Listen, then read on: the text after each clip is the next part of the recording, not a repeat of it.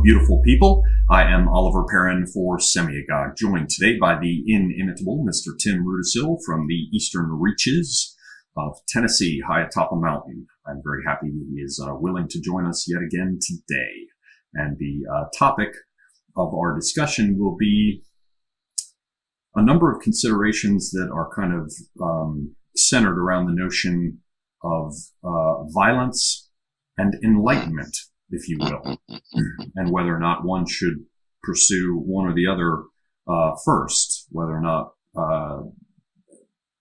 enlightenment amounts to a tool that can be used to more effectively approach violence, or whether or not violence itself can lead in certain circumstances to a kind of enlightenment, a subject I quite honestly know next to nothing about. It seems like the kind of topic that you would want to discuss with someone who has his own perspective hard-earned on that topic, and I'm not that person.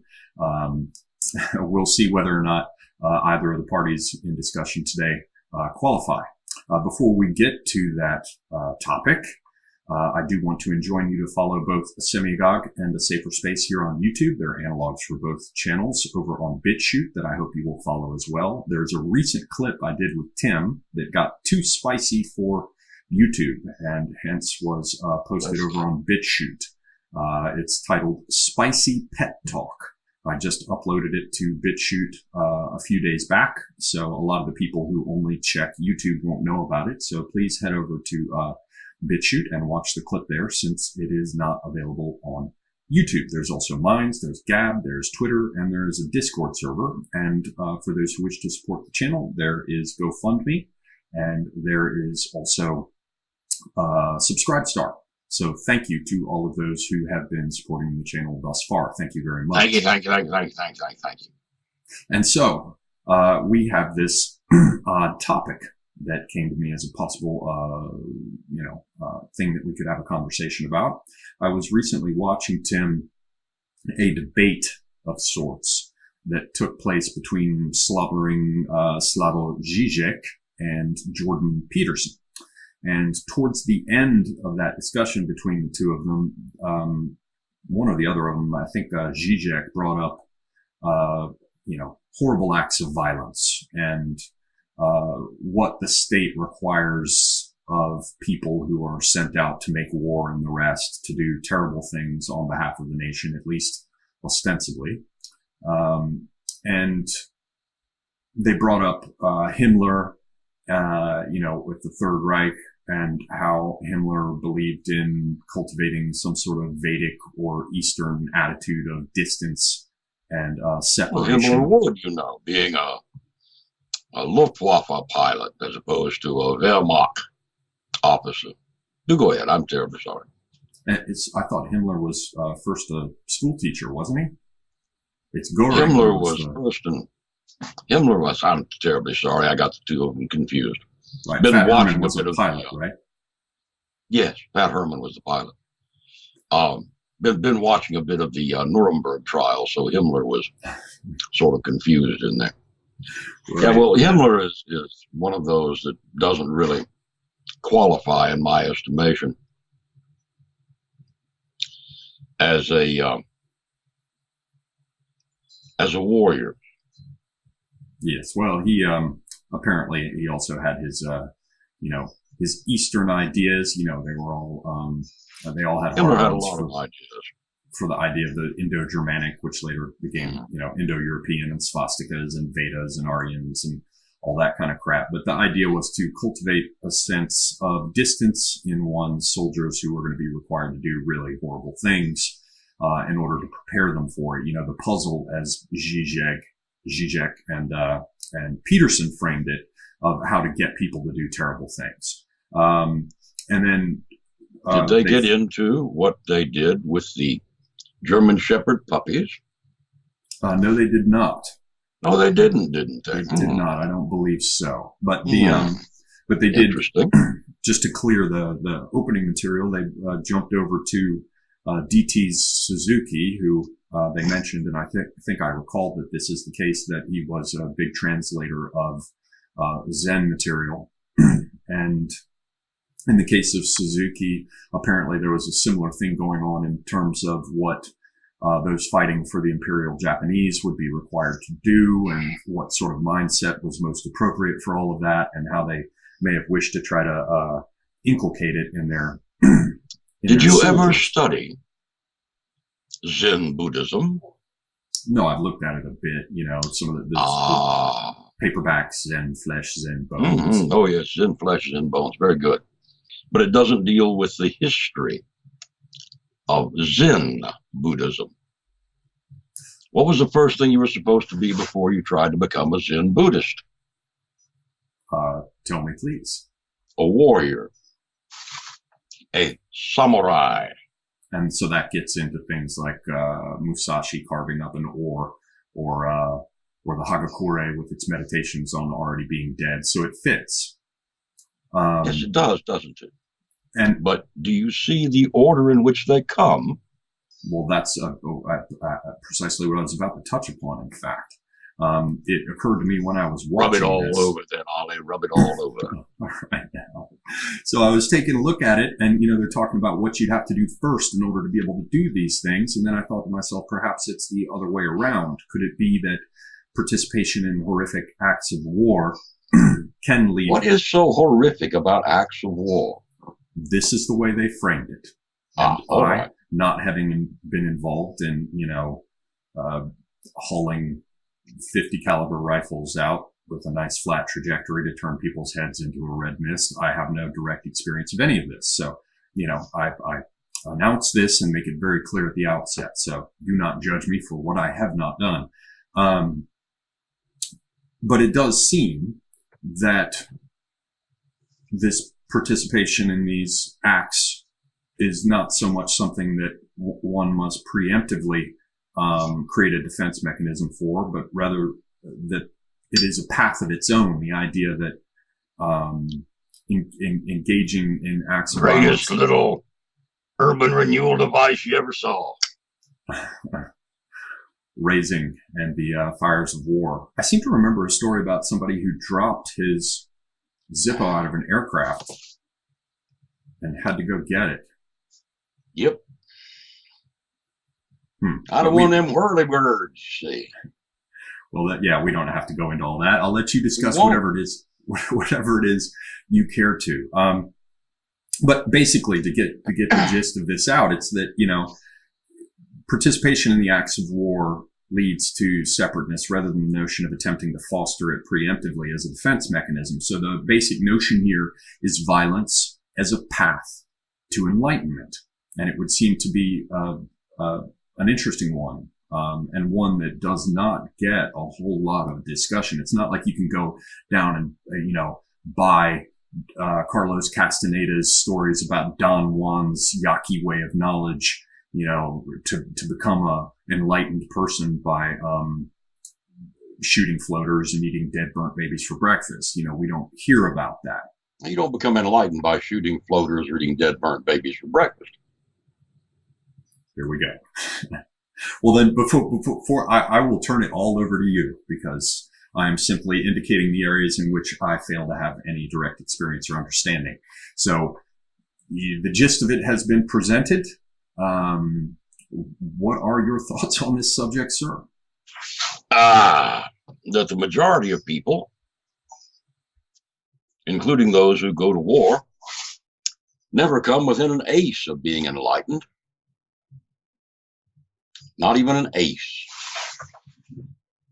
Mostly they turn their back on it. They shut it down. But what happens first is they get in touch with who they are. And they don't really like who they are because they've been told they're not supposed to like people like that.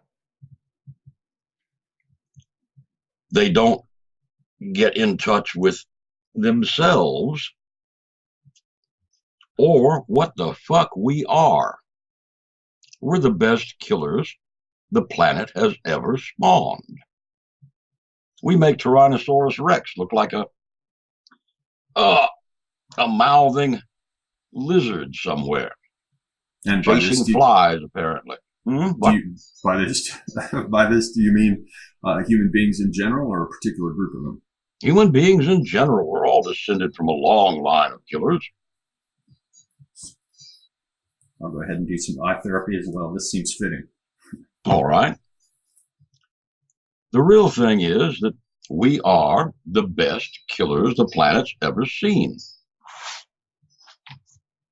Now, the people who are the very best of the best happen to be Caucasoid. That's the only way that a minority, such as ourselves, could subdue a majority, such as all the colored people there are. But it didn't take long for Disraeli to disabuse Victoria of her native tendencies. Only took a few starving ungy-bungies to do that. And all the good work done by your Hiram Maxims and John Brownings was thrown away. Well, at least for a while. I have faith yet that the day comes. You know, not a problem, really. They, what you have to remember is that very few people have ever really gotten into war. And those few that have been very quiet about it because the world does not look kindly upon it, being as it is the stomping ground of limp-wristed simp sissies and females. Yeah. And females and children. You don't want to come back going all this stuff about how you did this and did that and did the other, and people running off going, oh my God. You know, it's just not the case. It's kind of like the euphemisms they come up with, like giving them plenty of mercy with the long spoon, which was the bayonet on the 1917 rifle. Not a problem. You talked about things in an offhand way, only among those who had been there, done that, and could speak to it, and knew what the fuck you were talking about. Hanging on the old barbed wire. Exactly so.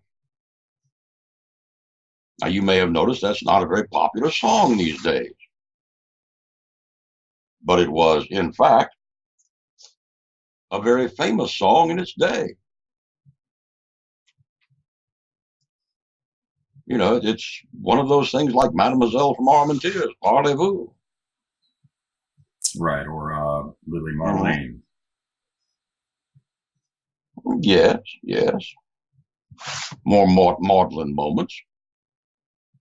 But you see, the real thing is that no matter how you look at it,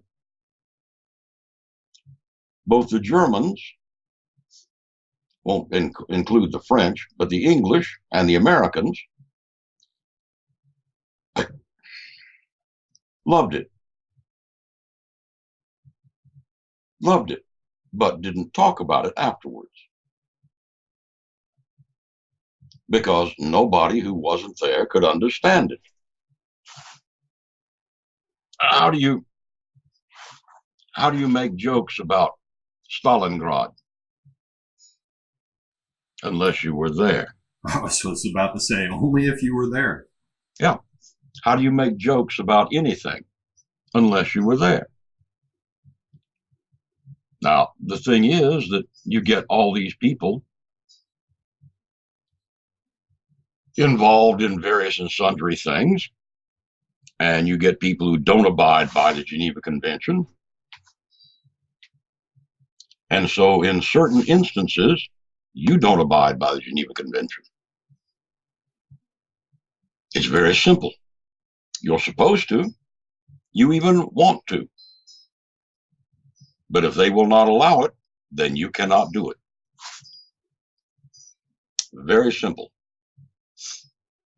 Now, I spoke to you in not in jest, but in all seriousness, about the experiments with the German Shepherd puppies that they gave to the Schutzstaffel recruits. You were to raise it, care for it, take care of it, feed it, house it, all that sort of thing for 6 months. And then you were to cold-bloodedly kill it. Much like we do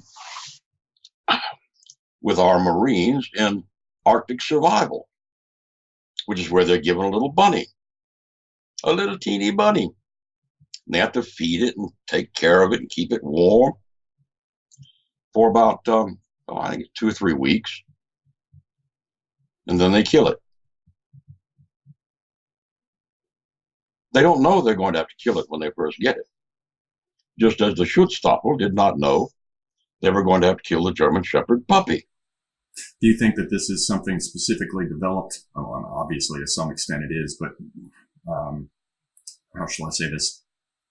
The way in which this is used to create the ability to take the action and to cross the boundary, so to speak, it seems pretty apparent. But I would imagine that in the past, there was a good bit of this that everybody who was involved with anything on a farm would have known about. So were the exercises to some degree made necessary by the fact that people had moved into cities and no longer had to raise the goats and kind of them and then put them down, or you mean chickens. That? Ollie, how can that be? How can that be? You mean the lamb shank and the eye round does not come from a factory somewhere wrapped in plastic to begin with? That's a Star Trek food synthesizer, right? Yeah, Star Trek food synthesizer. No one has to think about taking the poor pig out back and, if you don't want to use his brain, shooting him in the head with a 22, though it's better if you stun him good with a nice sledge. That way he bleeds out better. He's still alive and the blood's still pumping, hanging upside down. Yes, with a single tree shoved between his hind legs, hoisted high into the air, a nice gambrel, so that when you cut his throat, he bleeds.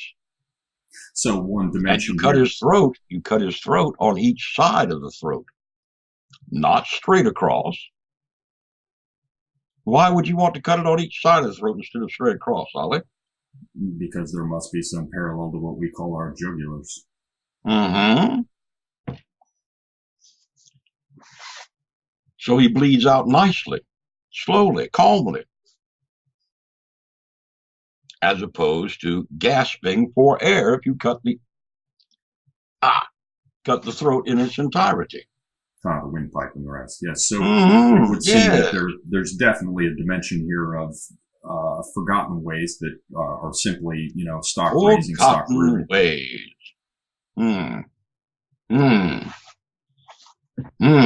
You don't suppose that you come from a long line of killers, do you?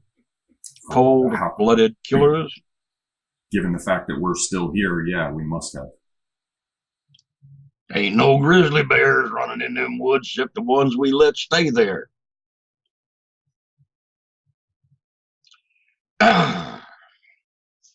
There were once bison all across this country. I mean all across, including in the eastern timberlands. We had woodlands bison, too. Roamed Kentucky. Roamed Tennessee. Where are they now, Ollie? Right, and by the same token, we have to protect wolves in order for their populations to come back. The real thing is, Ollie, that we are the best at killing. Always have been, always will be. Now, I will tell you that the majority of people who settled this country were German, were English, and Irish. English, German, settled first. Then came the Irish. Scots, yeah.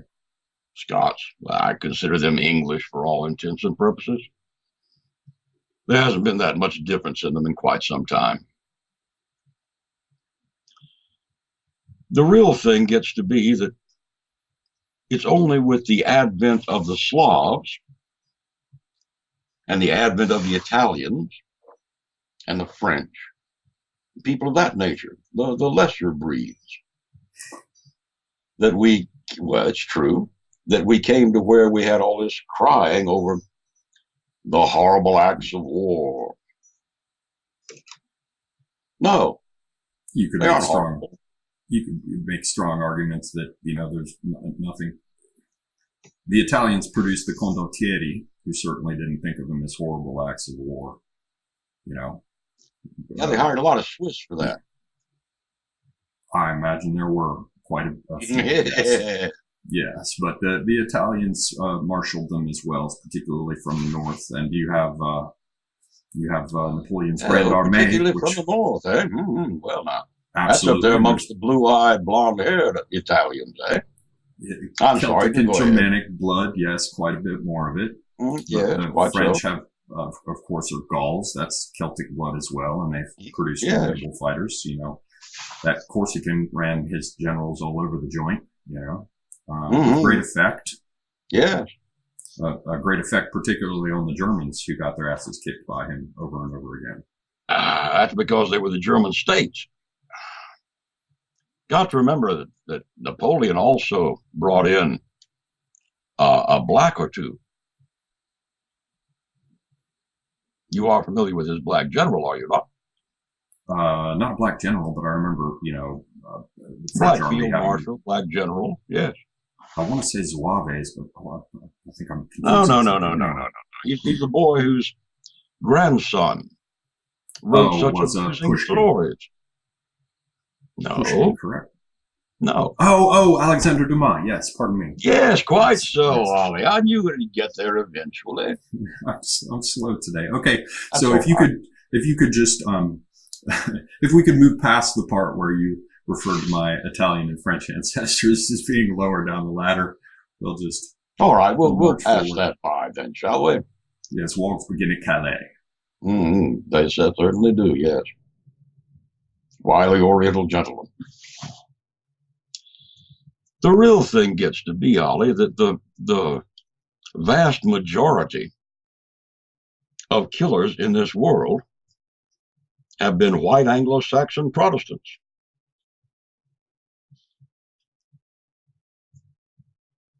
There are a few, notable few, Mongols, Huns,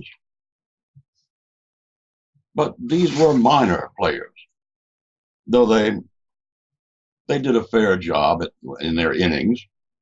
They didn't really have the staying power, as is obvious.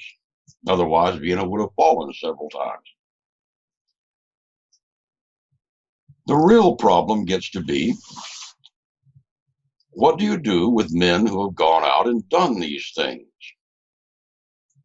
What do you do with them when they come home? I guess feed them soup and soup lines, and otherwise attempt to ignore them or give them bad treatment at the VA. You try. A lot of them don't fall into that category at all, though. A lot of them fit right back in.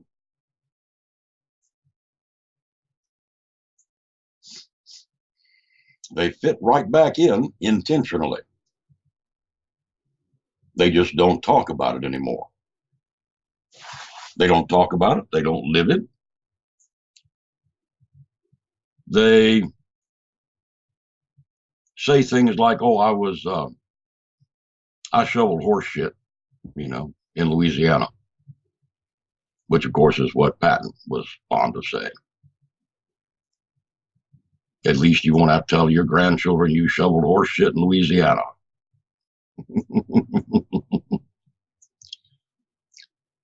The real thing gets to be that whether you were in World War II, Korea, Vietnam, wherever. Either you did or you didn't. If you did, then you had the ability, the opportunity to join Shiva in saying that you had done these things. And it was part of the program that you do them. Or you had the ability to forget it, or you had the ability to run sniveling like a coward and claim you were forced to do these horrible acts. No, you weren't. Perfectly able to let the other fellow jab his bayonet into you. Not a problem at all.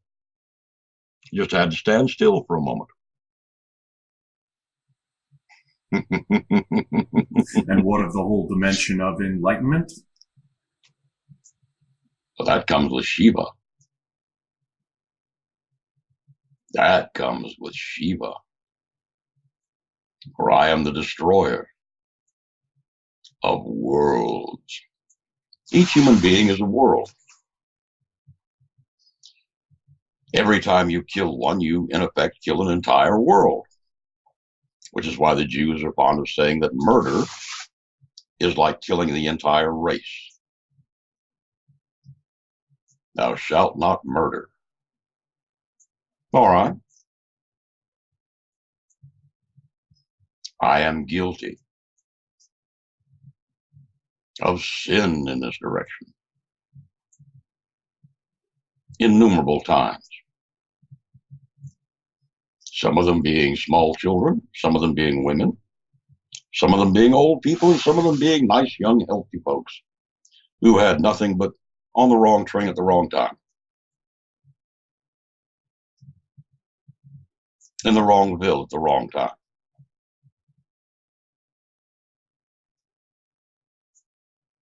Doesn't trouble my sleep in the least. In fact, I slept 12 hours last night. Like a baby. But now, is there some aspect of the entire experience that can be called enlightening beyond the sort of first phase of recognizing that everything? And how shall I describe it to you? Well, I'm not asking you to necessarily. Oh, well, that's what you are asking me to do. Is there some stage that, come on, man. Well, how are you going to say anything about it? I don't know, in shadow, straight out of darkness as you're doing at the moment, through a glass darkly, as it were. But as it were. I can see it seems obvious enough that some dimension of it would be like, pop your cherry or crack the egg shell, right? And see that everything that you thought was ordered and civil and all the rest is kind of like superficial surface treatment that is untrue. It's a superficial surface treatment that is true, not untrue. It's true.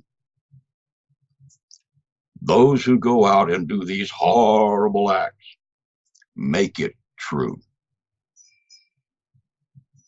I am reminded of an old man's statement that you sleep soundly at night because there are hard men who stay awake to see that you can't.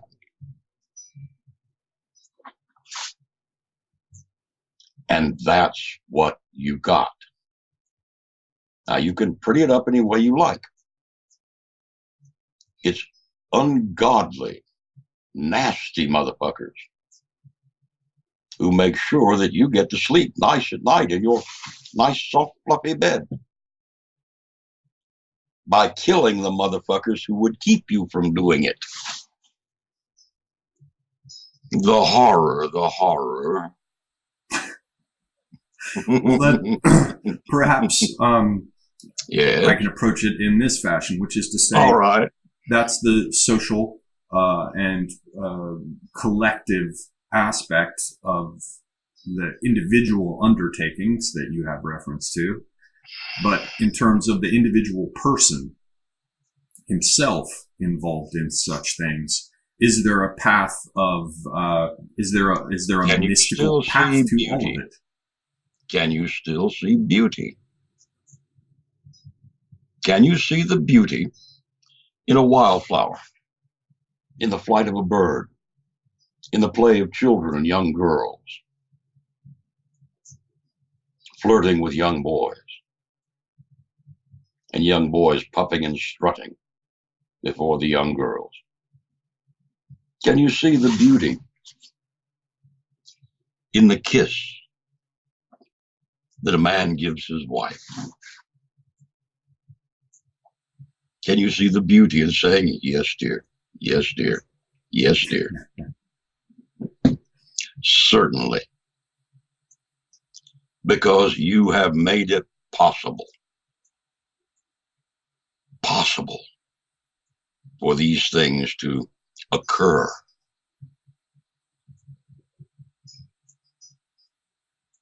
That's what all these vile acts of war are for. And I can see that from the perspective, you used to talk about an object on, whatever happens to be before me, take a look at this. Where did it come from? What was it before? What are its constituent elements? How is it designed to work? How do you hold it?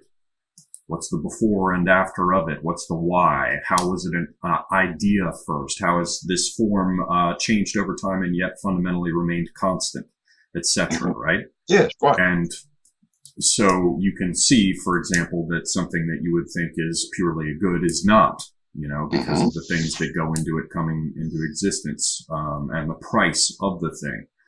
Likewise, you can see things that are thought to be evil and see that there is a good to them as well. So it seems that culturally you can hold up the experience of seeing people able to sleep at night, or to maintain civility and good social order, see children playing and the rest. I mean, you touched upon it. Why it is that the First Amendment is so important to us, Ollie. And it's also what you used to talk about with people coming home from World War II and the boomer years and the burst of energy and the attempt to make the country strong and never have people want and experience starvation in our country because they'd seen, a little Italian girl whoring for an orange. I remember there was some sort of story along those lines you told me. And so we can hold cigarettes, actually. Right, chocolate presumably as well. But yeah, cigarettes would be the ones that they were put out there to work for. Harry Lyman, his group.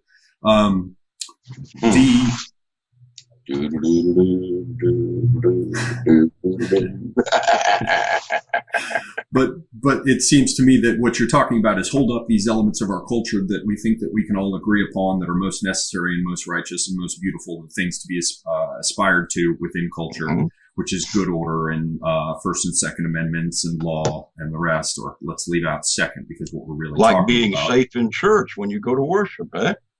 Yes, or your mosque or your synagogue. Yes, but so it seems to me that you're saying that the other side, if we hold up our culture and say, where did it come from? What's its trajectory? What's it made of? What's the price for it? You're simply saying that the hard men who stay awake at night are behind that. I dig it. I can see it. And how there is a type of enlightenment, if you will, related to seeing how things come to be and how they're maintained and what the cost of them really is behind the curtain. But is there a more specific individual enlightenment about life and death and the nature of manifestation and, these things that you used to reference as, what was it, Krishna and Arjuna, strike or stay your hand, it matters not, all will perish. What is the individual trajectory? You started this by saying that very few people experience any of that. And I've heard you in the past joke about people who went to war and you're like, yeah, they weren't really in it. They got shot at, sure, they shot back. But they were always in a position where they could get medical evacuation. They were never really in a situation where it was, down to them and this other guy. Now, of course, that happens too, but you open this by pointing out that many people go to war and experience nothing of the kind. So I guess what I'm trying to get at is the kernel, if any, of an individual trajectory of enlightenment from going through this experience that goes beyond the realm of understanding what it costs, those we seldom take heed of behind the scenes to make this possible and maintain it, that going further to something that could be called more mystical. Well, let's go back to Zen Buddhism. How many people studied Zen Buddhism? How many millions of people studied Zen Buddhism? How many became Zen Buddhist monks and nuns? And how many of them achieved Satori? Yes, many are the Thyrsus bearers and few are the Bakoi. So that's another way to phrase your question, is it not?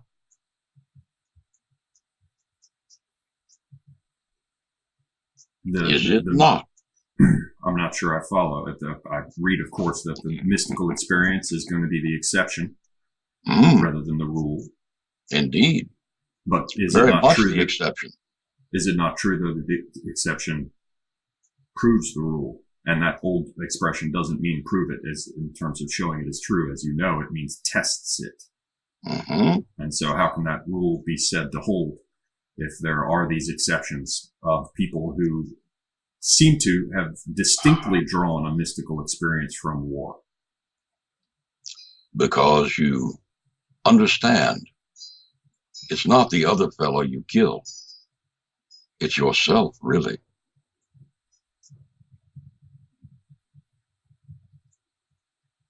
Now that's one to contemplate for a while, Ollie. I know I did up several very large trees in South America for a long time.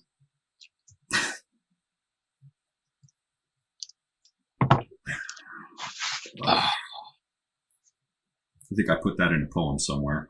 White men hunt for trees. And then that put me in mind of rednecks with tree stands and German snipers in World War II up in the trees. There is something about Whitey liking to be up in a tree to shoot things. People don't look up. Yeah, I noticed that with cats. One night I told you that story about finding the dead cat in the road that had just died. And as I crouched over it at like 3 a.m. and like saw strangely how all these other cats came out of the woodwork to see what was going on with the dead cat in the street and this weird human that was paying some sort of strange attention to it. But it was all the plane. I had to enter, crouch down beside the dead cat, the plane of cat, you know, the level at which they took notice of things. Yes, beneath the car, around the side of the trash can. Yes, they don't look up. No, they don't look up. Edwin Abbott's Flatland, as it were. Indeed it is. So what is up for us? Well, what is the next thing for us?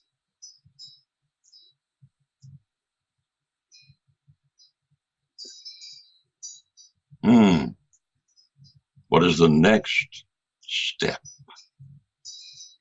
for us? What could be so important to each of us that if we overcome it, we suddenly reach the place of the next step?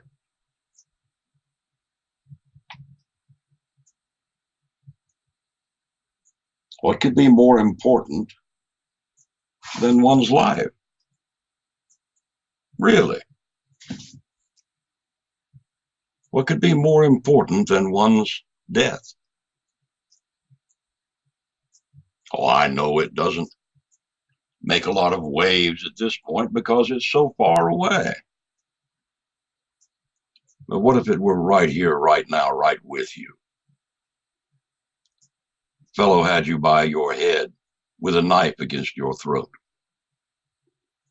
It'd be rather important then, wouldn't it? Pressing. Yes. So what then? When you took the step that turned it from his knife at your throat to suddenly his knife became yours. in his belly,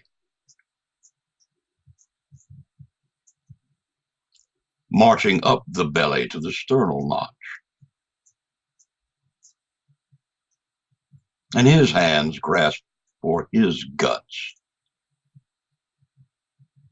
What then, Ollie? What then?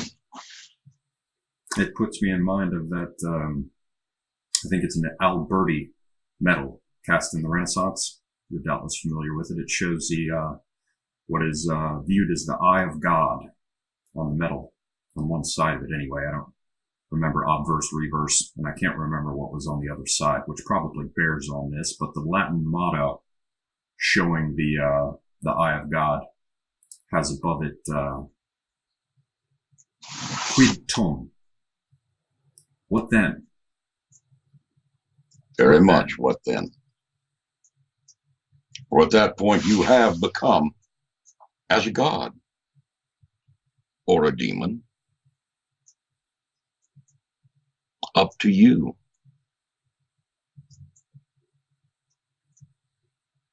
All in how you take it.